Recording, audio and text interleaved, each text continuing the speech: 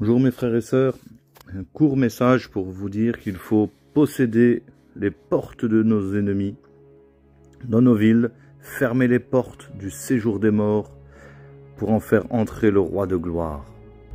Alors on sait que les portes sont des entrées spirituelles, des lieux, ce sont des lieux de décision et de pouvoir, là où les démons ils prennent leurs décisions qui affectent la vie des gens, la vie des villes, des nations tout entières.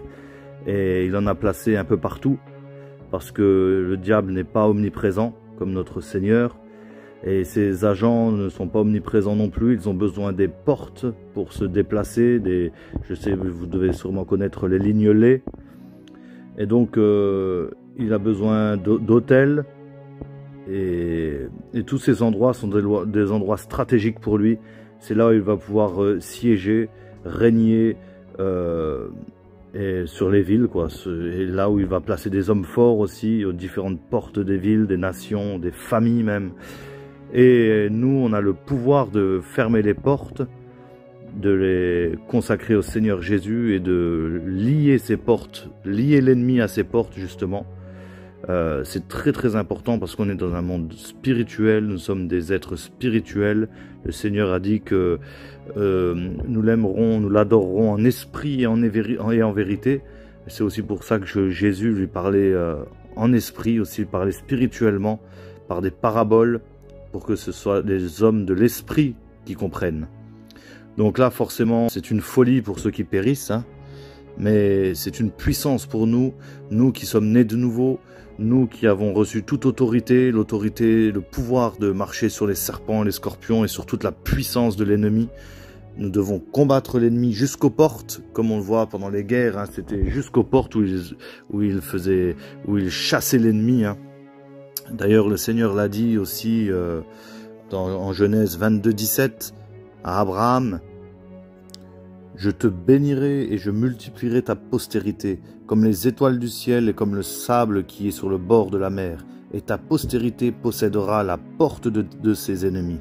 Toutes les nations de la terre voudront être bénies en ta postérité, parce que tu as obéi à ma voix. Amen. On le voit tout de suite après aussi dans Genèse 24, lorsque Laban, le frère de Rebecca, et son père Bethuel ils vont bénir Rebecca lorsqu'elle va partir avec Eliezer à la rencontre d'Isaac. Ils appelèrent donc Rebecca et lui dirent « Veux-tu aller avec cet homme ?» Elle répondit « J'irai. » Et ils laissèrent partir Rebecca, leur sœur et sa nourrice, avec le serviteur d'Abraham et ses gens.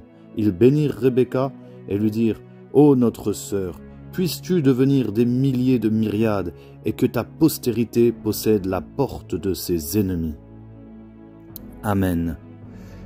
Et tout au long de l'Ancien Testament, hein, on voit que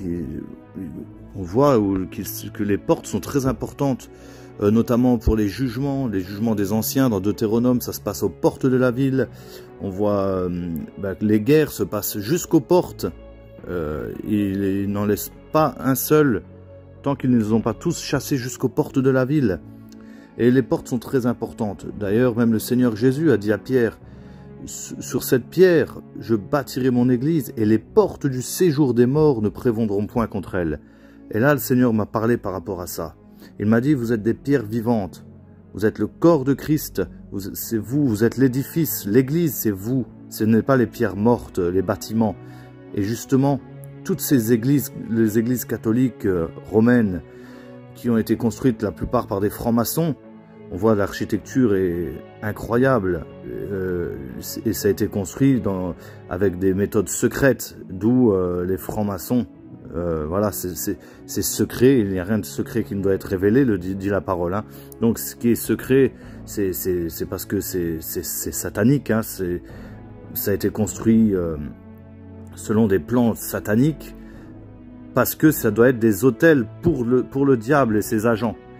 Et donc, qu'est-ce qu'on doit faire avec ces bâtiments qui sont devenus des monuments même, hein, vous sentez même l'oppression quand vous rentrez dans toutes ces églises, dans ces temples, dans ces cathédrales. Moi, je vois chez moi, à Metz, dans la cathédrale, il y a un dragon. Soi-disant, bon, c'est l'emblème de la ville, le graouli, etc. Mais voilà, le Seigneur, par sa grâce, nous a fait renverser aussi les portes de la ville, où il y a la porte serpenoise, Vous allez taper sur internet, hein, porte Serpenoise à Metz. Donc dans Serpenoise, hein, il y a serpent. Il y a aussi la porte des Allemands. Depuis cette porte, il y a toute une rue où il y a de la prostitution, où il y a vraiment des choses pas claires qui s'y passent la nuit.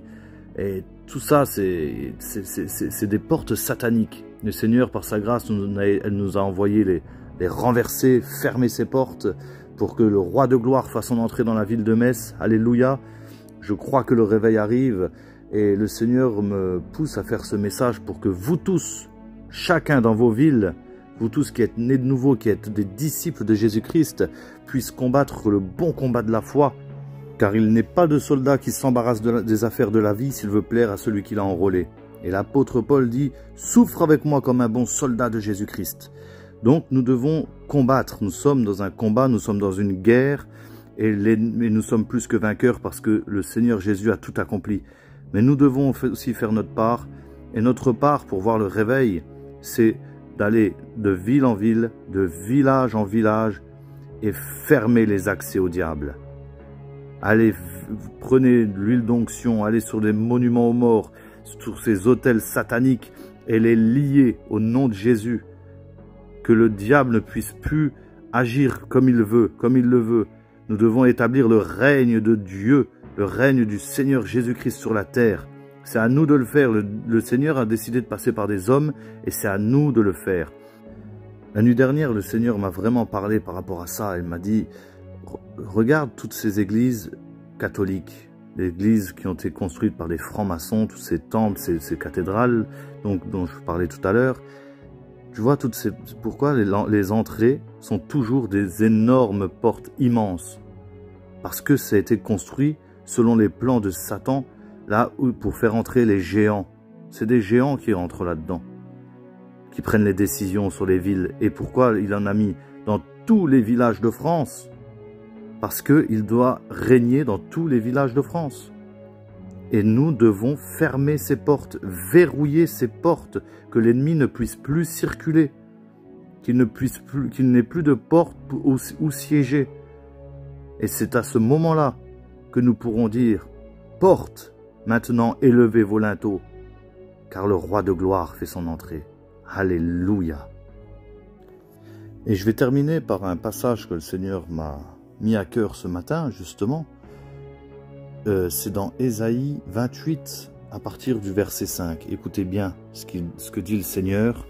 « En ce jour, l'Éternel des armées sera une couronne éclatante et une parure magnifique pour le reste de son peuple, un esprit de justice pour celui qui est assis au siège de la justice, et une force pour ceux qui repoussent l'ennemi jusqu'à ses portes. » Et ensuite, il va parler aux incrédules, à ceux qui ne vont pas croire à ce message. D'ailleurs, ça me fait penser à ce passage, c'est dans 2 Rois 7, où Élisée va dire qu'il n'y aura plus de famine en Samarie. Et celui qui a été envoyé par le roi lui dit quand bien même le Seigneur ouvrirait des fenêtres au ciel, cette chose n'arriverait pas. Il a été incrédule et Élisée lui dit tu le verras de tes yeux, mais tu mourras à la porte. Les portes, c'est aussi un lieu de jugement. Donc il a été jugé et cet homme est mort à la porte. Donc voilà, je reviens à Ésaïe 28. Il dit ensuite, je vais aller un peu plus loin au verset 14. « Écoutez donc la parole de l'Éternel, moqueurs, vous qui dominez sur ce peuple de Jérusalem. Vous dites, nous avons fait une alliance avec la mort, nous avons fait un pacte avec le séjour des morts. Quand le fléau débordé passera, il ne nous atteindra pas, car nous avons la fausseté pour refuge et le mensonge pour abri. C'est pourquoi ainsi parle le Seigneur, l'Éternel. Voici, j'ai mis pour fondement en Sion une pierre éprouvée, une pierre angulaire de prix, solidement posée. Celui qui la prendra pour appui n'aura point hâte de fuir.